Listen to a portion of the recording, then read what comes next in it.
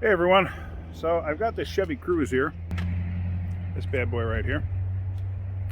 Now the customer has a complaint of no heat. You have a car with no heat, what's the first thing you check? Tick tock, tick tock, tick tock. Check the antifreeze. It's amazing how many people don't realize that the antifreeze is what gives you heat. Basically the heater core is just a heat exchanger for the coolant. So let's go and let's check our coolant. So here's our little Ecotech motor. Here's our coolant bottle. This is the first time I'm checking this. A little bit of pressure in there.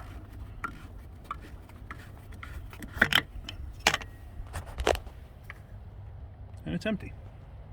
There is nothing in there. That would explain no heat.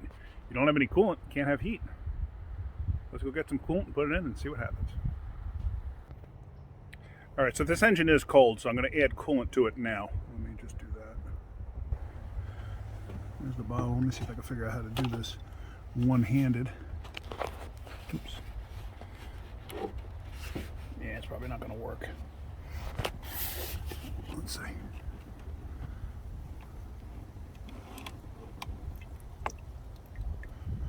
Alright, well you get the idea. So let me fill this up. Alright, so I got that filled up. And I spilled a little bit, no big deal. It took about a half a gallon to get to that point. I'm going to start it up because it probably has air in the system. Now some of you may say, oh, half a gallon, that doesn't sound like a lot. Well, your heater is the last place to get any coolant. And the reason for that is you want the engine to be able to cool down.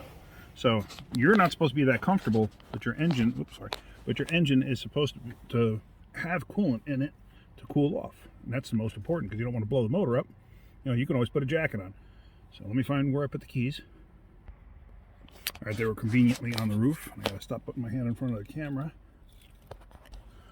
So now, like I said, I haven't started this before. This is the first time I'm starting it. You can see the engine's ice cold. So I'm gonna turn the heat up. It's already on max. I'm gonna leave the fan off because if you turn the fan on, it takes longer for the engine to heat up. So through the magic of television, I'm going to let this thing heat up for a couple of minutes, and I'm going to just observe it and see if it needs any coolant or anything while it's burping it out, and we'll go from there. Alright, so I got this thing warming up. It sucked some fluid down. You can see it's not right up at the top, and it's mixing with the Dex Cool that's in there. This is a universal coolant that I'm using in here. So I'm just going to leave it run. Starting to get a little temperature in it. It's going to take a while because it's cold here. It's only about 40 degrees. Well, let's let this go for a while. Alright, now it's been running for a few minutes here, maybe 5 or 6 minutes. Coolant level is good. I added some water to it because I added straight antifreeze before. I'm going to put a cap on it just for now. I'm going to probably have to pressure test it because obviously coolant went somewhere, but where did it go? I'm going to put it up on a lift and see if I physically see anything. But you hear that noise? That's a water pump right there. I'd be willing to bet that's a water pump making that noise. So let's go inside and see if we have any heat. You know, let's see if we have heat, like we can actually see it. So I haven't turned the fan on as of yet. So I got that to there, and I'll put that to vent. Turn that on. Lo and behold, I have heat. I know you can't physically see that. I don't have a thermostat out here. But I have heat.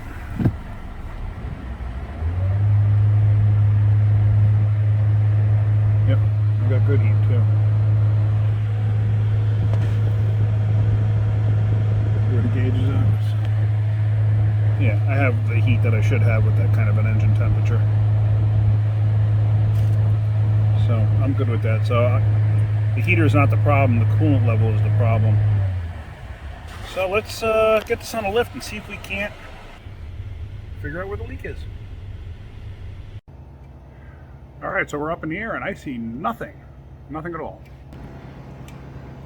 There is no signs, a little bit of oil seepage there. There is no signs of coolant leaking anywhere.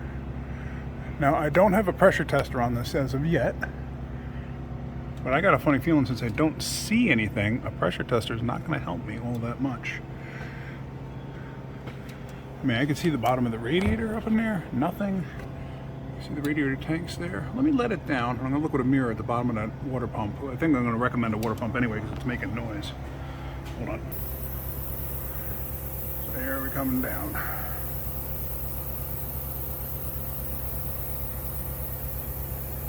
Let me skip forward. Alright, so I'm back down. I got my trusty mirror here. I'm going to go under the water pump. I'm going to see if I see anything. See anything in that? No, I don't either. I see no signs of leakage there. None. But you could hear the water pump is making noise, and that's the seal. The seal is dried out, and it's almost like a finger on a wine glass situation. That's why it's making that humming noise. So I think the last thing I'm going to try to do is I'm going to pressurize the cooling system, see if anything happens. Like I said, I don't see anything, so let me do that. Alright, so we got our trusty little Matco cooling system pressure tester. It's set to 20 psi. The reason it's set to 20 psi is because on the cap, it's a 20 psi system. You don't want to exceed what the system is supposed to hold. So that's how you can create problems. You can blow stuff out if you overpressurize it. So let's take a look and see if we see anything. I'm going to put you on pause. Alright, so fast forward 5 minutes. We're still at 20 psi. I've looked all over this thing. I don't see any signs of leakage. Let's see. I mean, everything appears good. The only thing I did notice is this water outlet housing looks like it might have been changed at some point in time. It doesn't look that old. So I'm curious if maybe somebody didn't fill it all the way. I don't know. That is a good question. But I don't see any coolant leaks. So I don't know. I'm not sure. I'm kind of stumped. Why did it take a gallon of coolant? Alright, so I am back up in the air and I see nothing anywhere. No signs of leakage. The bottom of the radiator looks good. After about 10 minutes, you should see something dripping if it's leaking somewhere. So where did the coolant go? That's my big question. I've seen bad head gaskets do something like this. I've seen bad water pumps, believe it or not, only leak at a certain temperature.